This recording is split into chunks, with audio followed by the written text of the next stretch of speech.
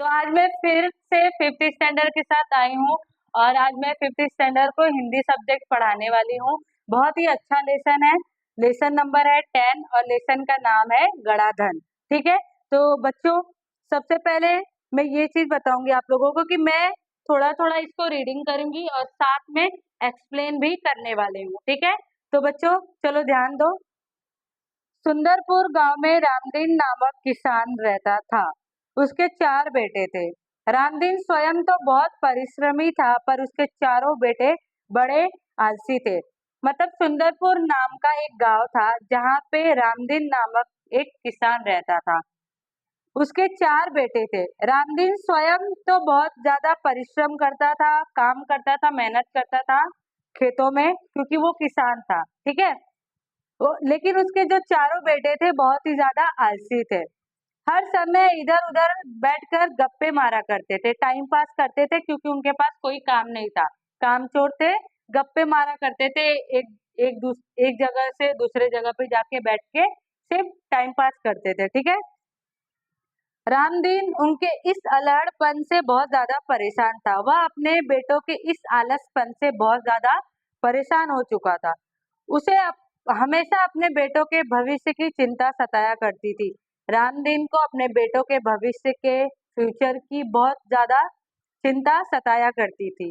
ठीक है, वह दिन रात यही सोचा करता कि उसके बेटे अपना पेट कैसे पालेंगे। वह दिन रात अपने चारों बेटों के बारे में यही सोचता था कि वो आगे चलकर अपना करियर कैसे बनाएंगे, अपना फ्यूचर आगे कैसे बढ़ाएंगे, अपना घर कैसे चलाएंगे, अपना पेट कैसे पालेंगे। ठीक है, वह दिन रात इसी चिंता में लगा रहता था। एक रात वह इन्हीं विचारों में खोया था, तभी उसकी पत्नी ने झिझकते हुए उसे एक उपाय सुझाया। एक रात वह कुछ विचार कर रहा था, किसी विचारों में वह खोया था। तभी उसकी उसकी पत्नी आकर बोलती है कि मेरे पास एक उपाय है, बहुत अच्छा उपाय सूझा है मुझे। तो आप इस उपाय को सुनकर जरा सोचिए, क्या यह उपाय सही रहेगा हम हमारे लिए। फिर एकाएक खुशी से उछल पड़ता है। कौन? रामदीन। अगली सुबह रामदीन ने अपने चारों बेटों को बुलाकर कहा, मैं और तुम्हारी माँ अब बूढ़े हो गए हैं, हम दूर तीर्थ यात्रा पर जा रहे हैं। मैंने खेत में धन गाड़कर छिपा रखा है। उन्होंने अगली सुबह अपने चारों बेटों को बुलाया और कहा कि मैं और तुम्हारी माता दोनों जन ही बूढ़े हो चुके हैं और हम अब तीर्थ यात्रा पे जाना चाहते हैं और जा रहे हैं। मैंने खेत में कुछ धन गाड़कर छिपा रखा है, यदि कोई जरूरत पड़े तो उसे निकाल कर उपयोग कर लेना। मतलब उसके पिता ने, रामदीन ने जाते जाते अपने चारों बेटों को कहा कि मैंने खेत में धन ढेर सारा छुपा कर रखा है, अगर आपको आगे चलकर अपने फ्यूचर में जरूरत पड़ेगी तो वो धन आप क्या करना, निकाल लेना। ठीक है, गड़े हुए धन की बात सुनकर उनके चारों बेटे खुश हो गए। ठीक है, अपने पिता को उन्होंने, अपने माता पिता को उन्होंने खुशी खुशी तीर्थ यात्रा पे जाने के लिए कह दिया। वे मन ही मन खुश हो गए कि अब कुछ दिनों तक पिता का कोई भी बंधन उन पे नहीं होगा, कोई भी किसी भी प्रकार का कोई रोक टोक नहीं होगा। यह चीज सोच कर उनके चारों बेटे खुश होने लगे। रामदीन के जाने के बाद कुछ दिनों तक सब कुछ सामान्य चलता रहा, पर उसके बाद जब रामदीन और उनकी पत्नी तीर्थ यात्रा पे चले गए तो कुछ दिनों तक सब कुछ सही चल रहा था। अचानक से कुछ दिन तक तो सब कुछ सही चलते रहा, फिर उसके बाद पास का धन और घर का धन समाप्त हो गया। मतलब जो भी धन छुपाया हुआ था और जो धन उन्होंने अपने पास, मतलब वो अपने बेटों को दे के गए थे, वो सब कुछ खत्म हो चुका था। अब चारों भाइयों को चिंता होने लगी। उन्हें अपने पिताजी की कही बात याद आ गई कि जरूरत पड़ने पर खेत में गड़ा धन निकाल लेना। उन्हें उन्होंने रात के समय खेत की खुदाई का काम आरंभ किया।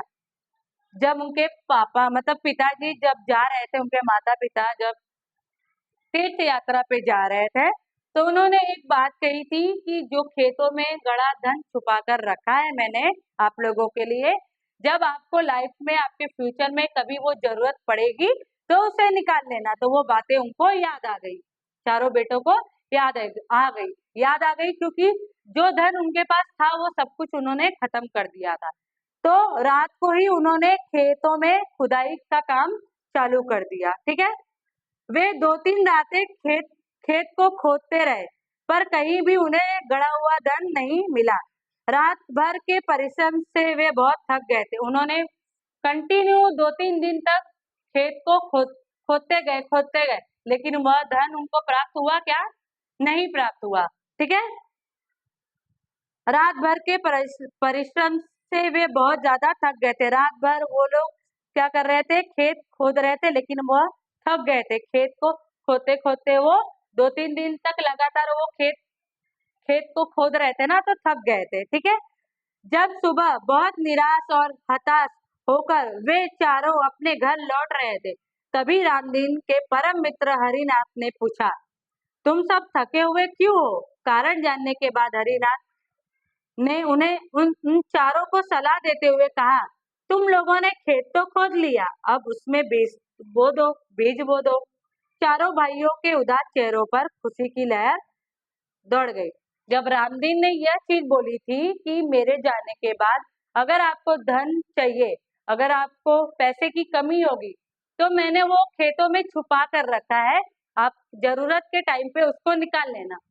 लेकिन उनके चारों बेटों ने जब खेत को खोदा, 2-3 दिन तक कंटिन्यू वो लोग ने खेत को खोदा, लेकिन उनको धन प्राप्त हुआ नहीं प्राप्त हुआ। ठीक है, तो फिर रामदीन के दोस्त थे, मित्र थे, तो उन्होंने उनके चारों बेटों से पूछा कि आप लोग इतने थके हुए क्यों लग रहे हो?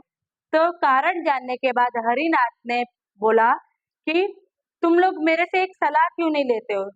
कहीं तुम लोग ने खेत तो खोद दिया, लेकिन आप लोग उसमें बीज तो बो दो। तो उनके रामदीन के जो चारों बेटे थे, उनके चेहरे पे एक खुशी की लहर उठ गई। ठीक है, खुश हो गए जब हरिनाथ ने उनको एक उपाय दिया। ठीक है,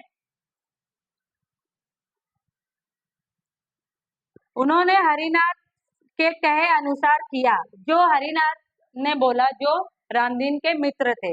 तो उनकी बातें सुनकर खेत में नन्हे नन्हे अंकुर निकल आए। उन चारों के मन में उत्साह जागा, खुश हो गए जब उन्होंने देखा कि जो खेत हम लोग ने मतलब खोद के रखा था, उसमें हम लोग ने बीज बोया हरिनाथ जी के बोलने के बाद, तो उसमें से कुछ अंकुर निकल रहे थे। वे निराई गुड़ाई करने लगे, फसल बहुत अच्छी हुई। हरिनाथ काका को धन्यवाद देकर वे फसल को बाजार में बेचने के लिए ले जाने की तैयारी में जुट गए। मतलब फसल भी अच्छी तैयार हो गई, और उनको धन्यवाद, जो हरिनाथ जी थे, हरिनाथ काका थे, रामदीन के चारों बेटों ने हरिनाथ काका को धन्यवाद किया। ठीक है, और फसल को लेके जा रहे थे वो लोग बेचने के लिए। ठीक है, उसी समय तीर्थ यात्रा से रामदीन और उसकी पत्नी लौट आए। माता पिता के आते ही बेटों ने उनके चरण स्पर्श किए। जब रामदीन और उनकी पत्नी तीर्थ यात्रा से लौट कर आ रहे थे, तो उनके चारों बेटों ने उनके पैर छुए। गाड़ी में लदे अनाज के बोरे देखकर रामदीन ने कहा, अब तुम्हें खेत में गड़े धन का राज समझ में आ गया होगा। अब तुम्हें खेत में गड़े हुए धन का राज समझ में आ गया होगा। चारों ने सिर हिलाकर स्वीकार किया और कहा, हाँ पिताजी, अब हम यह भी समझ गए हैं कि जीवन में परिश्रम के बिना कुछ भी संभव नहीं है। हम अपनी लाइफ में परिश्रम करते हैं, मेहनत करते हैं, तभी आगे बढ़ते हैं। ठीक है, तो उनके चारों बेटों को ये चीजें समझ में आ गई थी कि बिना मेहनत के कोई भी सफलता प्राप्त नहीं होती है, परिश्रम से ही धन कमाया जा सकता है। समझ में आया बच्चों आपको? तो ये लेसन यहाँ पे खत्म होता है। आई होप मेरा ये वीडियो आप लोगों को पसंद आया होगा। Thank you for watching.